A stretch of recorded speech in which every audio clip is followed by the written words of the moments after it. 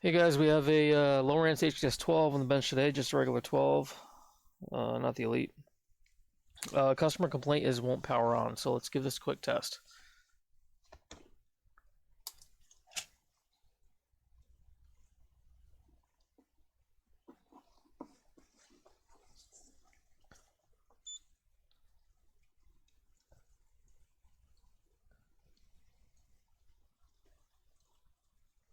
Well, it's powering on.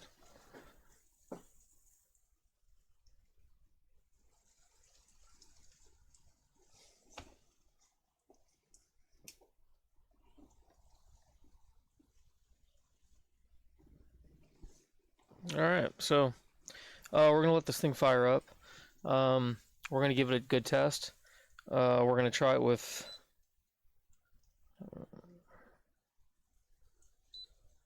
looks good. Backlight looks real nice.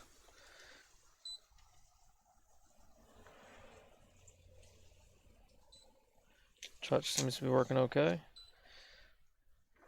going to shut this down and use a proper power cable real quick.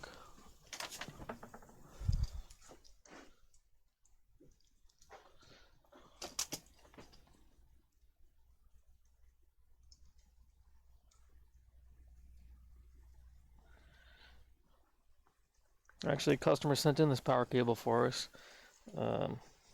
Thanks again, Chong. We appreciate it.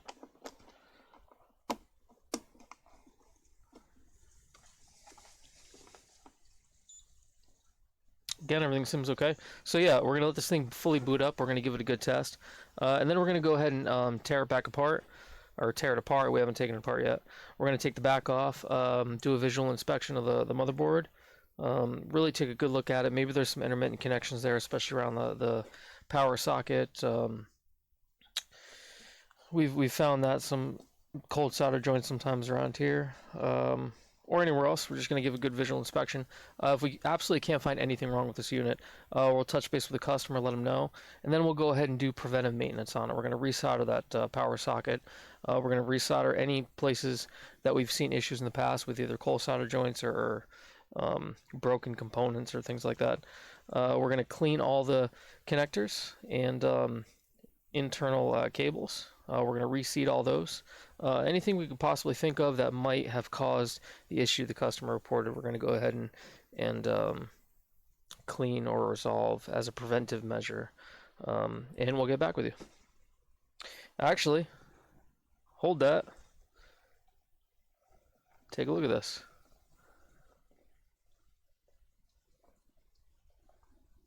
And there we go. Just shut off. I'm seeing about an amp, half an amp, up to an amp being drawn on the power supply. And unit is not powering back up. Okay. Alright, now we got something to work off of. So we're going to go ahead and take the back off of this and see where we're at. Alright, so what we're doing here is we had the back off. And we're actually using the thermal camera to take a look at the board here. We didn't find any crazy hot spots or anything like that. Just some normal heating, especially on the processor. CPU card itself, totally normal. When the processor is working, it's going to heat up. We found some heat over here, which is the underside is the backlight side of the board. We also found a little bit of heat on the power inductors. Again, totally normal. There's going to be power there, power dissipated. And then we notice we're just gently pressing on the processor, gently pressing on the memory. We're going to be very gentle here. These are all BGA components, so there's solder balls underneath the chip itself. Over time, sometimes, whether it be manufacturer defect with the solder, flux, whatever, or just slight corrosion over time, there can be a slight separation between that solder ball and the board, just a very, very, very slight. And when things start heating up naturally, because heat's being dissipated, so the things are going to heat up, it can gently separate from the board. So anyway, that's what I'm testing for by gently pressing on it. I'm testing if I can either create that fault or resolve that fault. So I was doing that, processor fine, memory fine, and then we're just sitting here just watching it, and again, starting to have some issues here. But if you, this chip right here, which I'm not even sure exactly what this chip is, I gotta check, search for some data sheets on it. I have a feeling it has to do with the graphics, as you'll see in a second. So I got my finger on that little chip there, little BGA chip, and I'm just barely pressing. Ready? 1, 2. Barely. I'm just barely pressing on that guy.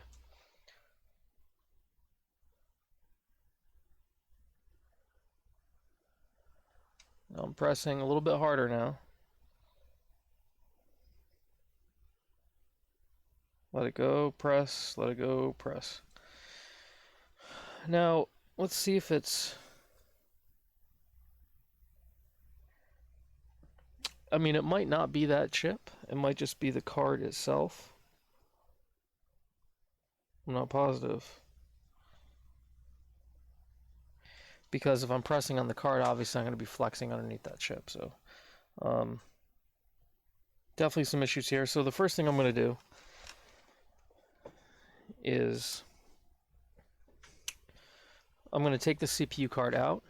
I'm going to put some flux around this chip here, and I'm going to reflow it. I'm not going to reball it yet. Two completely different things. Reflowing is just, you can add some flux. You should add flux to it. Heat up this chip until those solder balls become liquid, and it should sort of reseat itself and stick back to the board, resolder itself to the board. That's definitely not foolproof. I'd say that's a 50% chance of that resolving anything.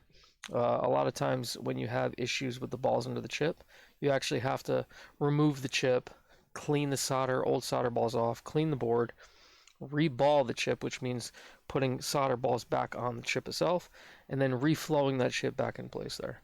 So let's take the CPU card off. Let's reflow the chip.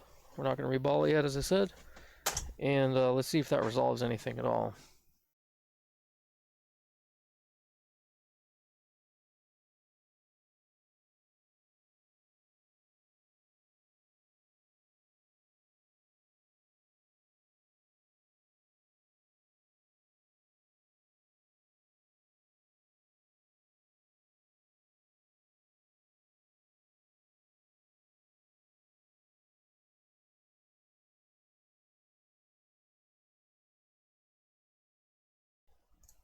Now, to me, it looks like, if you look at those solder balls,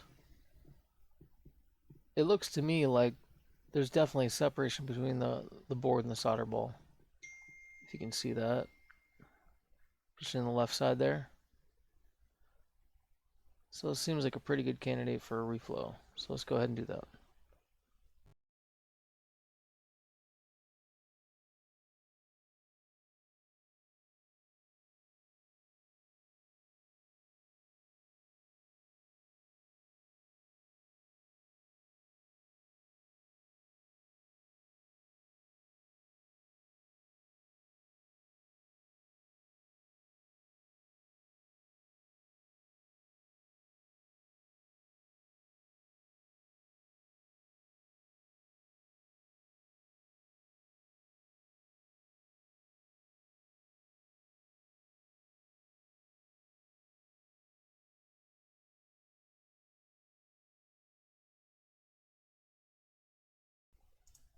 Okay, I'm gently pushing on that same chip. Gently pressing right there.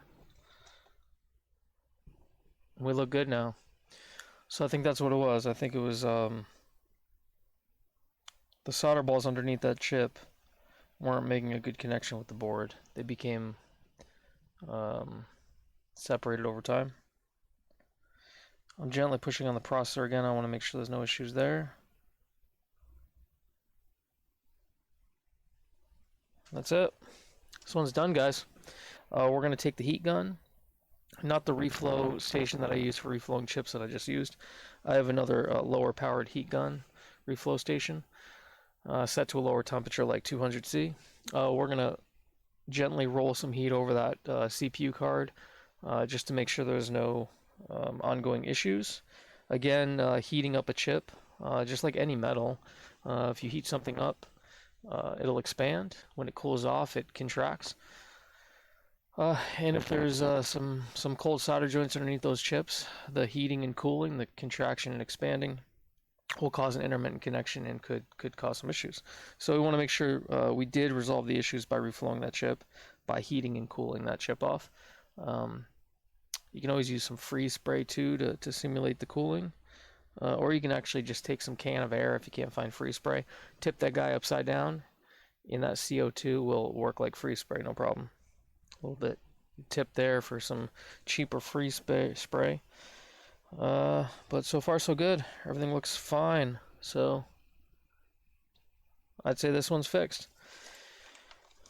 If you guys have any fish finders, Lowrance, Garmin, Hummingbird, or any electronic devices, feel free to go to the website, rudolphrepairs.com. We'll give you a free estimate, and we can give you a free on-bench estimate. That's when you send it in. We actually get it on the bench just like this. We tear the whole thing apart, figure out what's wrong with this, and we let you know how much it's going to cost, time, parts, etc. If you want to go ahead with it, we go ahead and get it fixed up and sent off. If you don't want to go ahead with the repair, we don't charge for any of the labor of taking it apart and diagnosing the device. We go ahead and put it all back together for you, and we send it back to you just for the cost of return shipping. There's no charge there. RudolphRepairs.com, RudolphRepairs@gmail.com. Talk to you guys soon.